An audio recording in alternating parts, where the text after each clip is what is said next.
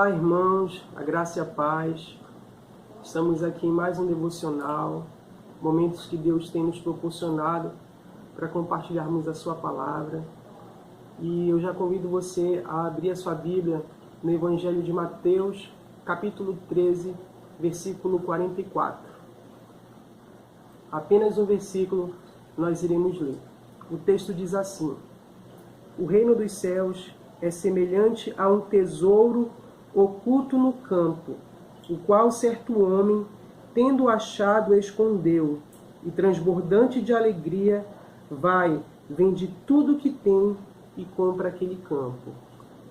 Bom, irmãos, Jesus ele utilizava as parábolas para contextualizar os seus ensinamentos, pegando exemplos do cotidiano daquelas pessoas e assim ampliando a compreensão delas acerca daquilo que ele ensinava.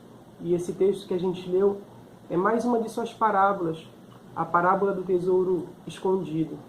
E lendo esse texto, eu percebi que Jesus ele nos leva a refletir sobre como nós temos enxergado o reino dos céus, como nós temos enxergado a nossa relação com ele, o que a pessoa dele representa e significa para cada um de nós. E a parábola, ela inicia contando a história de um homem, e esse homem, ele pode ser representado por mim e por você. Esse homem, ele entra em um campo, e ele encontra naquele campo um tesouro escondido, um tesouro que estava enterrado. E pesquisando alguns estudos sobre essa parábola, eu descobri que esse era um costume muito comum das pessoas daquela época. Como eles não tinham um sistema de segurança sofisticado como nós temos hoje, muitas pessoas elas enterravam os seus bens justamente para evitar roubos de ladrões. E naquela época, na antiga Palestina, como sempre estava ali guerras entre cidades, entre os povos, então as pessoas elas enterravam os seus bens justamente porque caso uma cidade fosse invadida pelo povo inimigo, né, ali a pessoa não ia ser saqueada, não ia ter seus bens saqueados. E a parábola conta a história desse homem, que ele entrou naquele campo e encontrou aquele tesouro escondido. E eu acredito que esse homem ele não encontrou de primeira aquele tesouro escondido, aquele tesouro que estava enterrado. Ele deve ter cavado em um lugar, deve ter cavado em outro. E aqui eu entendo que essa atitude pode representar a nossa atitude antes de nós conhecermos a Jesus. Muitos de nós estávamos ali no mundo, cavando em um lugar, cavando em outro, procurando algo que viesse satisfazer a nossa alma, o nosso coração. Quem sabe você também, depois de ter aceitado a Cristo, de ter conhecido a Jesus, você ainda continua com essa atitude de ainda procurar em outros lugares aquilo que nós só encontramos em Jesus. E a parábola diz que esse homem, ele encontrou, procurando, cavando, ele encontrou esse tesouro, esse bem precioso. E eu acredito que esse homem não esperava que ele encontraria algo de tão valioso naquele campo, justamente por causa da postura que ele teve depois que ele encontrou. Isso reflete a nossa condição quando nós estávamos longe de Deus. Nós estávamos cegos espiritualmente, nós não conseguíamos enxergar que existe um tesouro muito precioso disponível a todos nós, que era Jesus. E a parábola fala que esse homem encontrou esse tesouro. E quando ele encontrou esse tesouro, ele enterrou novamente, ele escondeu. Foi e vendeu tudo que ele tinha para comprar aquele campo e assim se apropriar de maneira lícita daquele tesouro que ele havia encontrado. Sabe que eu penso aqui, que eu reflito?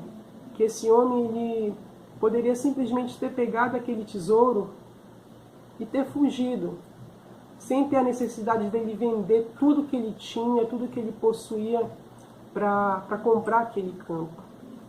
Ele poderia ter agido de má fé. Muitas vezes nós encontramos Jesus, nós ouvimos a sua palavra e continuamos com comportamentos da velha criatura. Que nós não venhamos ser assim, mas que nós venhamos ter a mesma conduta, a mesma postura que esse homem ele teve. Ele encontrou aquele tesouro e com muita alegria ele foi e vendeu tudo o que ele tinha. não significa que você vai ter que vender literalmente alguma coisa sua. O texto aqui nos quer dizer que ele renunciou para que ele viesse comprar aquele campo e se apropriar de maneira lícita daquele tesouro que estava naquele campo. Ele teve que vender, ele teve que renunciar muitas coisas.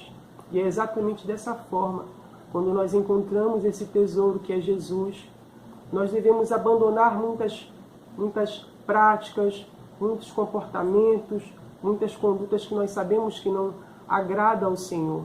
Aquele homem, ele priorizou aquele tesouro.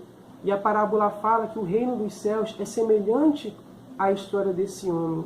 E Jesus Cristo é a personificação do reino dos céus. E não só a personificação, mas ele estabeleceu o reino dos céus aqui na terra enquanto ele esteve aqui conosco, restaurando vidas, libertando pessoas oprimidas pelo diabo, curando pessoas enfermas e levando a mensagem da salvação, do arrependimento. E quando ele subiu aos céus, quando ele ressuscitou, ele transferiu essa missão aos apóstolos e essa missão chegou até nós nos dias de hoje. Então eu te pergunto, como é que você tem enxergado o reino dos céus? Como você tem enxergado Jesus, esse tesouro que você encontrou?